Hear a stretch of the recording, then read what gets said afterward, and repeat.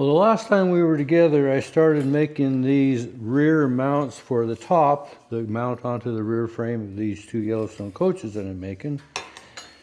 And this was the pattern that I used.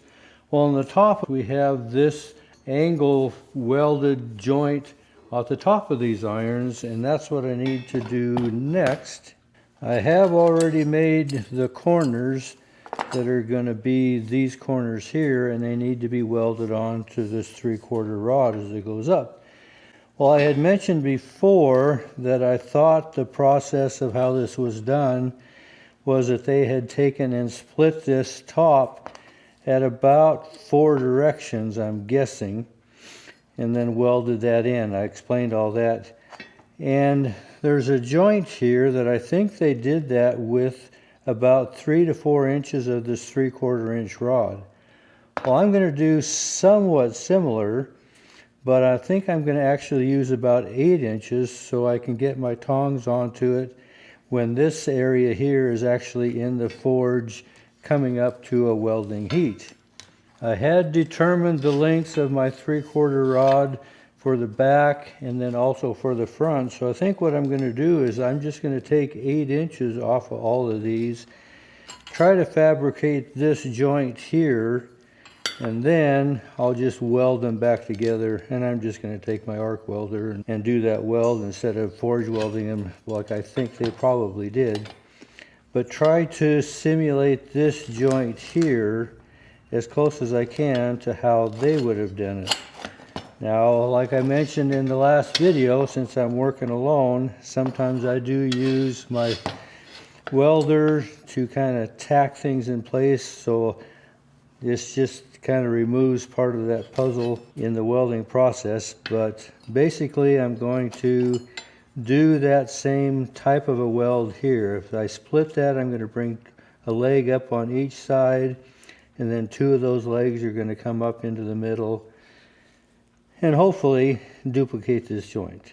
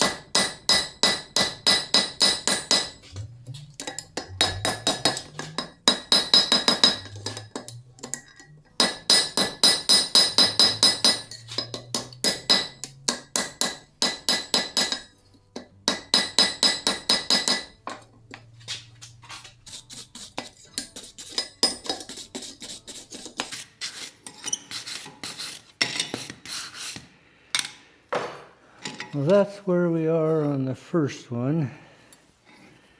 You can see a little remnant of my weld there right on the tip. I didn't get that completely blended in, but they didn't on the other one either. I got my imprints here, kind of similar to what was on the old one. I don't know if they used that same technique as I did or not. Remember, there were lines on the old ones right in this area there as well. Well, I ended up with that also. It's not because it was a forged weld, that was the edge of my form. I'm not really quite square like they were. They seem to be kind of in line there, but I have a little divot there. But that tip lines up with this main shaft. So that's where I'm at on the first one. I still have 3 more to go. I was kind of thinking that when I did this stamping here, that maybe it would form into this sharp corner, but it didn't do that. If I started to hit it too hard, I was just making these side angles in that corner. I was thinning those down there. So I didn't really want to get after it because I wasn't accomplishing what I wanted. It's really not a deal breaker that it isn't really sharp, but I am kind of curious how they got that effect on the old one. So this is kind of like cooking pancakes, you know. I have a brother that still lives where I was raised in Great Falls, and we oftentimes have breakfast cookouts in the backyard. We also did when we were growing up as kids. He's on that place now. And when we would do that, we would always make a mention that the one who eats the last pancake gets the best pancake. The first one is griddle's too hot, the batter's too runny, all that kind of stuff. Well, it's kind of this deal here. This is my first one. We'll see if I get progressively better as I go through the next 3. But you gotta start somewhere.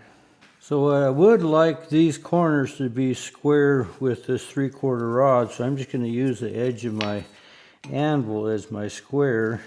I think you can see I'm not quite square there. That one's not too bad. Eventually I want one angled up because it has to go across that curved frame. But I am going to square these up first.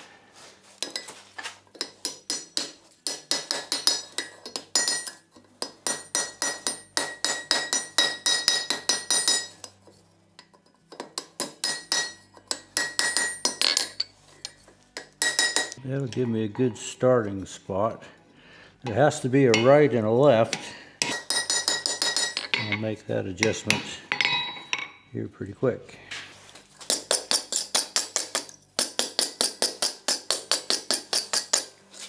You can see on this one I've got kind of a hollow spot where I did that weld. I'll see if I can kind of straighten that out a little bit as well.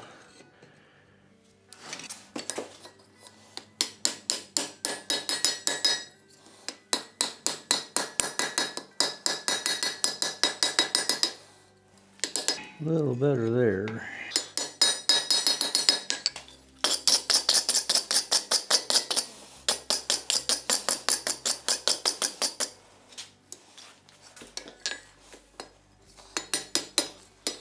The last one isn't too bad.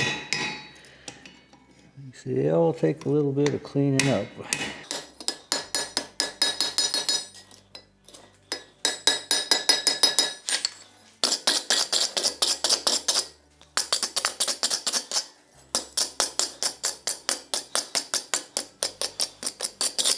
That'll give us all 4 top corners.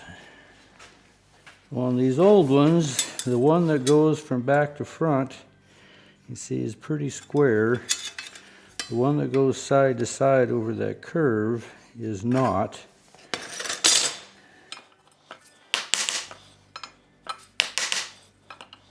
We want it to be a little closer to that angle. So since I want 2 rights and 2 lefts, I'm going to do 2 of them in this configuration and lift this side up. Then I'm going to bring 2 of them in this direction and then bring this side up. That should give me my 2 rights, 2 lefts.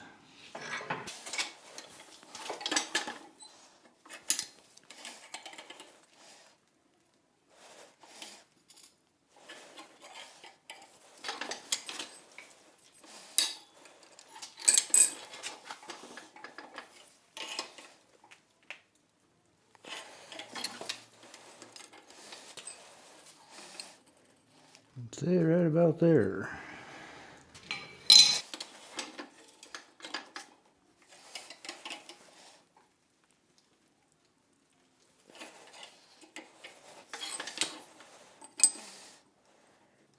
Pretty close, might be just a little far on that one.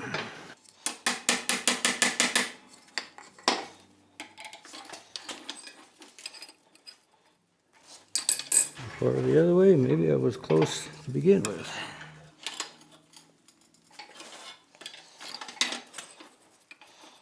There we go. That'll work.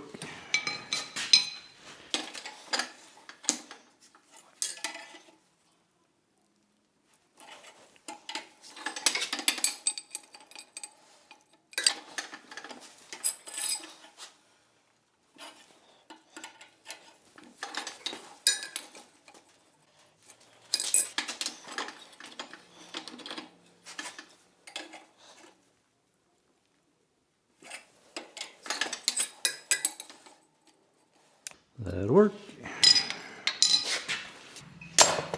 So with these adjusted, this is going to be the left side, this will be the right, and this can work either front or back. And this will be the left side, and this will be the right. Again, so we have one that's going straight toward the front or rear, and then these angled ones that take in that curve cross frame. And since I made these all 8 inches, it won't really matter which one goes where. This rear frame is going to be my left rear, so I can weld that back to that one. And this will be the right rear. I can weld that one onto that one about that direction. So as I line this rear frame up, I'm going to have this at a little bit of a beveled angle because that back frame has got a little bevel to it. So I want this angled that's going to the cross frame. I want this one kind of square straight across, and this one angles out because that side frame has to be bent and come in this direction. So I'll have to do a little fine tuning when I get that actually in position, but that's kind of roughly where I'm going to start and just weld these back together again. So after I get these all welded up and filed out, I'm going to run these back through the forge and anneal all that out. Then I'll run them all through the sandblaster and make them all kind of uniform.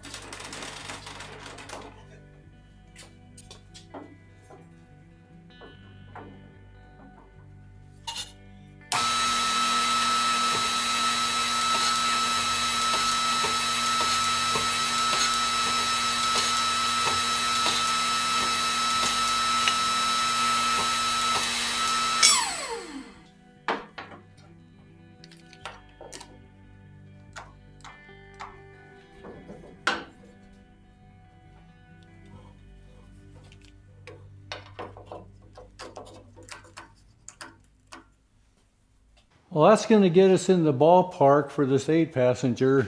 These places that I actually welded these top corner mounts onto the rod, I'm going to run those to the forge like I mentioned before, and anneal those out.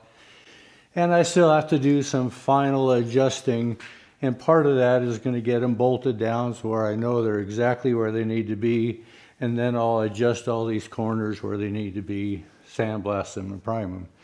But between these two, you can start to kind of see the scope of the size that these are going to be with the top irons in place. Making some progress. Appreciate coming along. Thanks for watching.